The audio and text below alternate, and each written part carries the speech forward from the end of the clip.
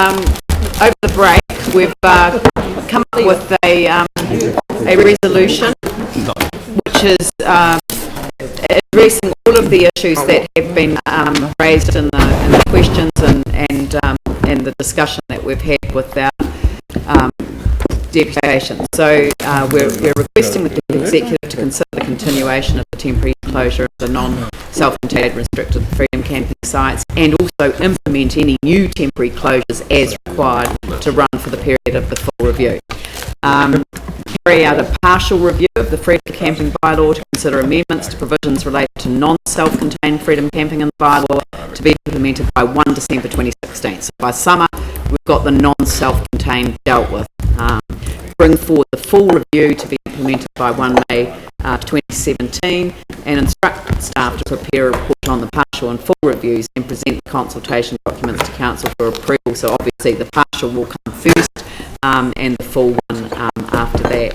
Note that the full review will incorporate the elements that have been raised, ensuring feasibility of enforcement and recovery of infringement fees, which is an issue around the South Island, investigating self-contained certification requirements in coordination with other relevant agencies, basing decisions on suitability of an area for freedom camping based on evidence which has been ground truthed and tested against local knowledge, which I love that requirement there, and investigation of capacity and suitability of infrastructure facilities in relation to freedom camping.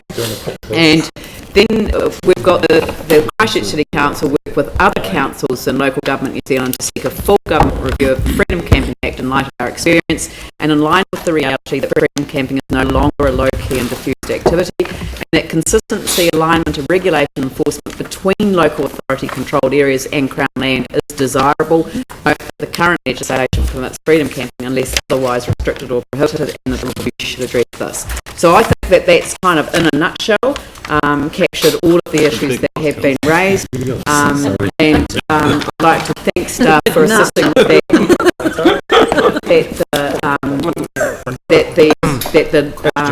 That we had the legal assistant. What's your problem? The wording of it as well. The nut size.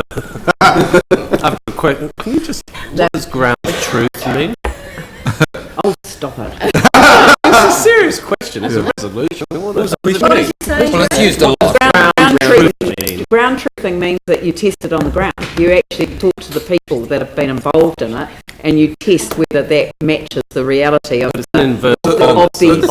theoretical position that somebody may have taken. We've had a lot of ground truthing over flood modelling. I have to say, everyone in the Flockton Basin knows what ground truthing means. So and anyone that's involved in rockfall as well. Exactly. So, David. This is an excellent resolution. Compliments to those that have forfeited their morning break to do it.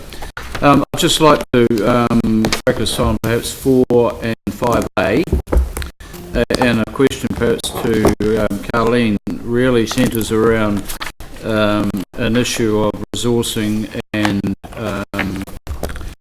staff resourcing and ability. And it's always been a great philosophy of mine that we can have a lot of bylaws, but unless we have the capacity to enforce them, one, they're pointless, and two, we are now sort of in a situation where we are potentially asking our staff to do a huge amount of work in a short period of time. And do we have the resources, or will we have the capacity to give our staff in this area extra capacity to do this work in the short term? And secondly, are we resourced adequately? If not, can we ensure that we have the ability to effectively enforce these bylaws once we've enacted them?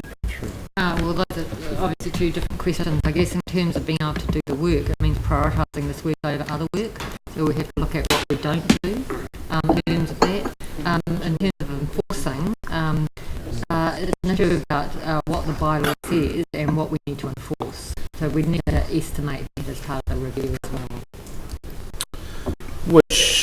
Can I just perhaps assist in this regard, because in terms of the enforcement and recovery of infringement fees. This has been an issue throughout South Island. So as I say, I've got my little sheet here, and one of the issues that came up in Queenstown was exactly that they could slap a fine on, but they were rental vans. So they would leave the country without paying their infringement fee. And the rental companies haven't been, I think, forthcoming in terms of their legal ability to actually hold a credit card amount to pay such fees after the event. I've travelled internationally and had a rental car, and that's precisely what they do. They hold $1,000 on your credit card that's available to pay any fines that you have incurred at the time that you were hiring that car. That doesn't seem to be happening here, but I wasn't aware of that before. That will be something that we will raise with central government as well, because the enforcement at that end does need to be managed and dealt with nationally. But in one of the council areas, they got around it very quickly by wheel clamping, because wheel clamping means you've got to pay to get the mode of transport on the road. Look, I agree with you entirely on that fringe, but my point really was that, you know, we create extra bylaws, we regularly bring in huge numbers of resource consents that have conditions that need enforcing, and our enforcement team are increasingly required to look at enforcement over not only bylaws but resource consents and other statutory things that we invoke as a council. So I think, you know, there is that issue of not only the resourcing required to do this extra work, but the ongoing resourcing that's required to maintain an adequate and appropriate level of enforcement, not only with bylaws but resource consent conditions. And I think we are increasingly, with our working council, putting more and more work into our enforcement team. I'm not sure that the resourcing is matching the increase in workload. They're under pressure. I kind of hope that this would be the debate rather than the questions. I mean, is the debate? Well, it was a question of the chief executive initially. Are we going to have the resources to do this work? I'm hearing that it will be more of a prioritisation of work rather than providing extra resource to do the work and keep current work streams going. but it is why we split the review into two. Yeah. I just wanted to check this is debate. Yeah, no, we'll move into the debate now. We've got to move in. Sorry? It's a question of clarification on the resolutions. On the resolutions. what's that? Just on number one, we previously had advice that there couldn't be a ban across of non-contained across this, of non-contained across the city. I think you've changed that. Now you've said, and implement any new temporary closures that are required. Can we just get an explanation as to the change from across the peninsula, across the city, and to where you've got? No. One hasn't changed apart from changing or to and. No, but there was a resolution that... No, Yanni, number one never changed. We were only looking from 3 downwards. The numbers haven't changed. You go back to your original... Okay. So the one that was put on the screen had across the entire Banks Peninsula ward, and there was a suggestion that was across the entire city ward. That's gone. That's completely gone. Yeah. And the powers that the chief executive has got, the number one, is exactly the same as in our council agenda. No, it's not exactly the same. I just said that we changed the word and to or. Or to and. So or implement a new temporary closure, we changed it to and implement any new temporary closures. Right, so I'm just trying to understand, does that basically give the chief executive power to ban it in other areas that aren't restricted in our current bylaw? Or is it only to the sites that we've currently got? Only to the sites that are currently covered by the bylaw. Or any other area if an issue comes up. Yeah, if it's under the health and safety requirements. So she can implement a temporary closure under the existing bylaw for certain reasons. Yeah, only council. Yeah, only on That's council. cool. Thank you for clarifying that. So I'll open it up for debate. Glenn. Thank you.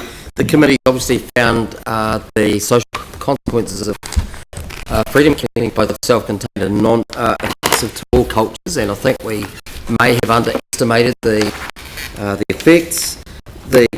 We've also found that we wanted a full review because it's not only the non-self-contained, but it's the self-contained where the provision of infrastructure is lacking.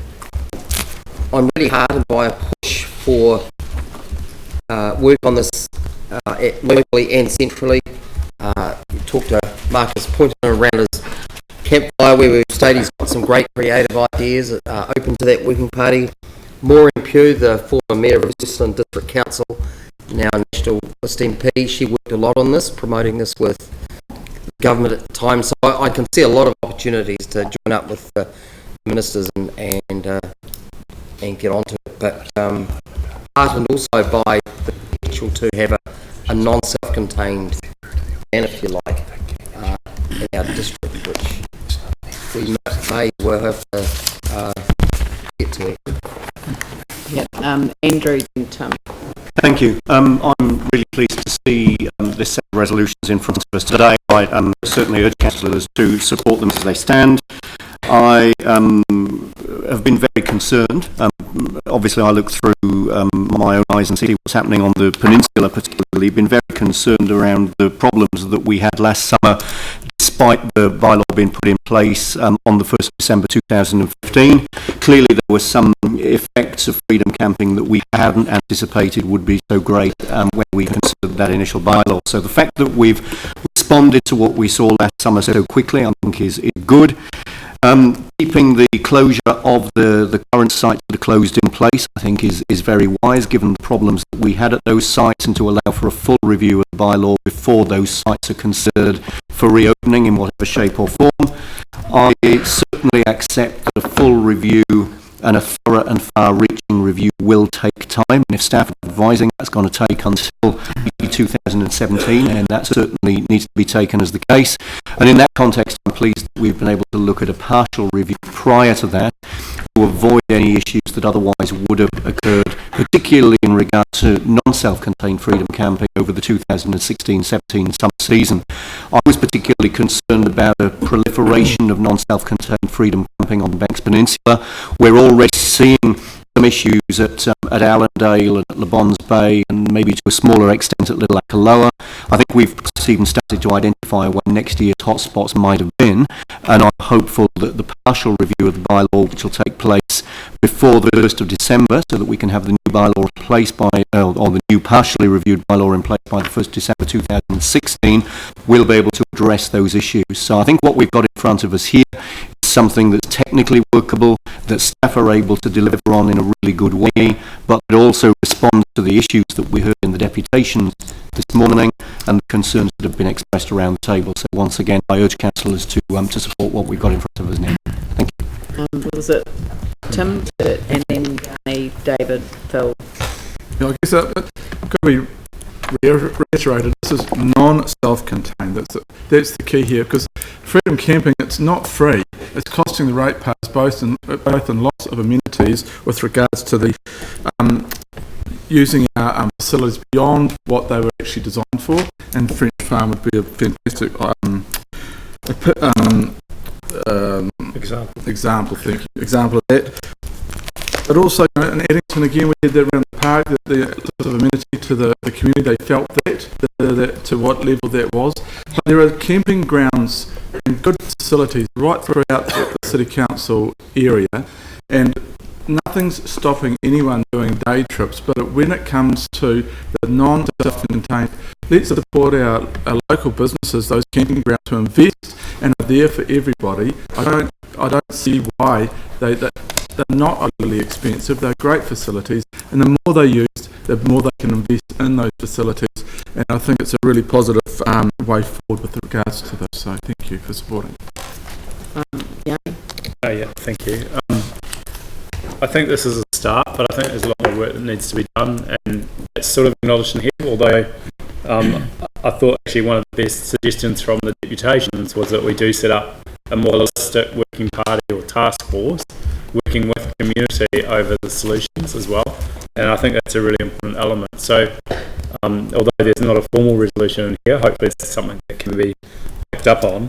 I think really this goes back, I mean, I know we've heard from staff that the advice has been that there's been a change in tourism patterns in New Zealand and around the world, and I think some of that will be reflective of the increase, but I also think there is a lesson around the original bylaw, which was too restrictive and only had a few places, and so it was interesting to reflect on the more you ban something, and this was comment that was made at the time of the bylaw, the bigger the problem can be exacerbated if you restrict it more and only have a few places for it to go, and I think that's inherently one of the lessons that we should also consider as we move forward. The idea is that actually we can put some blame on the rental companies, but if you look at the statistics, it's the private vehicles that are overwhelmingly the non-contained, non-self-contained, and so I welcome looking at the enforcement and recovery of infringement fees, but I think that also has to be done in conjunction with the private sale of the private motor vehicles, not just looking at the rental car companies. And fundamentally, I guess there's a more fundamental question around what we're trying to achieve as a city, and that really is around, are we an inclusive city where everyone is welcome, or are we only interested in attracting people that can pay lots of money to be here and enjoy it? And personally, I think we should be aiming to be an inclusive city, and we should be looking for solutions and looking at areas where people of all means of income can come in and enjoy and celebrate and enjoy the good things that we have as a region. So, I think there's still a need to do a bit more forward thinking about the future of freedom camping in terms of our city, and whether, and I hope that we do actually want young people coming to our city. We do want young people experiencing and visiting, and interesting enough, the millions of dollars that's just been thrown into a new tourism campaign is encouraging road trips around the South Island. So, let's think about actually the bigger message that we're trying to get out. And I've been and met with some of these, freedom campers, or I've been to some of the hotspots, and there is a real mixture of local people, travellers, visitors, and also workers on the rebuild. So let's not forget that housing is a basic human right, and we should always make sure that people have access to it. So thank you to the staff and the councils that have come up with these new resolutions. I think this is a good start, but there's still a lot more work that needs to be done to find a forward-focused solution. David? Thank you. Look, I just like to support this in its entirety, and I just want to reinforce my earlier comments around enforcement.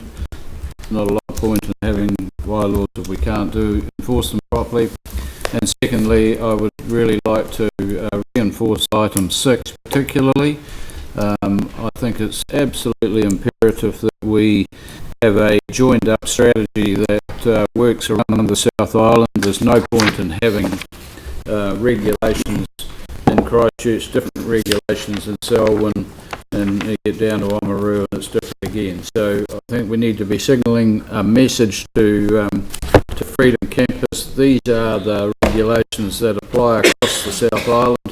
It would be far greater to have a joined up approach, and if we can achieve item 6, I think we've gone a huge way to getting a joined up approach to how this activity is dealt with across the country.